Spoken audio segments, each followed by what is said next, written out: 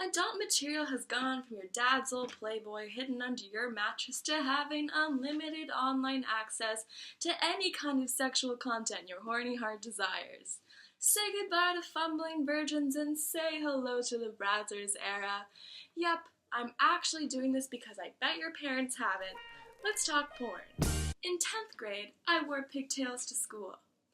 Big mistake, because one day, a guy in my class, a proud watcher of porn, grabbed my pigtails, pulled my head back, and didn't let go until I called him sir, because apparently he had mistaken my pigtails as an open invitation to fulfill his mild BDSM fantasy.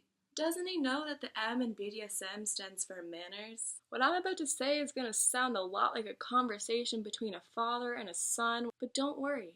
It's my concession paragraph. Look, Betty, what I'm about to say about porn does not make me a prude. I think that sex is amazing and wonderful and not something to be ashamed of whatsoever. And I'm not trying to ruin your Saturday night or spoil your spank bank. Trust me. What I'm trying to say is that while curiosity is normal, porn is not. To normalize porn is dangerous. Here are a couple things that we know are wrong. Rape, assault, objectifying women. Wrong. So if we don't tolerate these things in real life, why is it okay to watch them in pornography? Rape is at an unprecedented high, and not so coincidentally, so is the consumption of porn. In 2015, and these are actual facts, 4.3 billion hours of pornography were watched on a single website. That is 500,000 years. And even worse, majority of these viewers are underage. I hate to do this to you, but imagine you're a 13-year-old boy. Sex ed, if you have it at all, is not informing you about your sexual urges, so of course you resort to porn because you know what they say, where curriculum fails, porn begins. Seeing women get slapped around and verbally degraded and having her respond in pleasure 95% of the time is not only detrimental to the way this boy views sex, but it changes the way this boy views women. In not one, not two, but 33 different studies, it was proven that exposure to violent porn and non-violent porn. Yes, you heard it here first, folks. And non-violent porn, because I knew you thought you were out of this equation just because you don't go looking for that lowbrow shit, but you're not.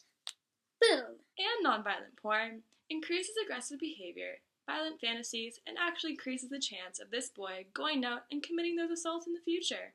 Treating porn like a normal part of sexual exploration sends the wrong message, because love is rarely depicted in porn. Unless it's a fetish, then most likely it's just under the Latino category on Pornhub. Communication, being an attentive partner, and those inevitable awkward moments are not depicted in mainstream porn. But why? Because porn doesn't owe you anything other than a lonely orgasm. Porn is just like the fast food industry, money-oriented.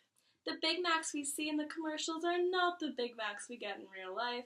So why do we assume the same of the people that we choose to sleep with? Media is power. It shapes us whether we like it or not, but media isn't truth. The truth is, no one is born with the ability to give an earth-shattering blowjob. And I know it's corny, but as powerful as media is, love is more powerful. I'm not saying quit porn cold turkey, just don't let it distort your reality and affect the way that you treat others. Porn can only perpetuate rape culture if we let it.